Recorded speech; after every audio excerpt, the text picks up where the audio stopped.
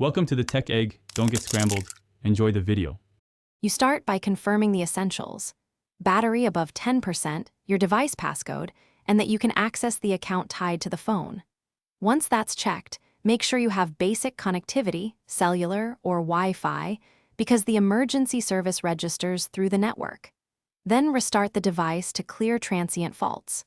While it reboots, open settings so you're ready to go straight into emergency SOS configuration. This saves time and prevents distraction when you need to act quickly.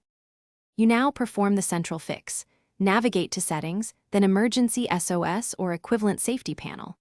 Once there, turn off Auto Call or the SOS toggle, wait 5 seconds, and turn it back on to force the system to re-register with carrier services. If toggling fails, go to General Right Arrow Reset Network Settings. That clears old network data that can block SOS routing.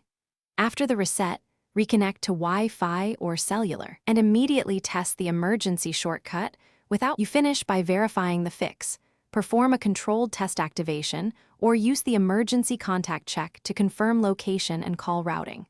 Once done, make sure your OS and carrier settings are up to date so future failures are less likely. If the SOS still fails, note error messages and timestamps, then contact your carrier to confirm emergency routing and your device maker for log diagnostics. If nothing else works, a full factory restore and re-enrollment is the final step. Back up your data first.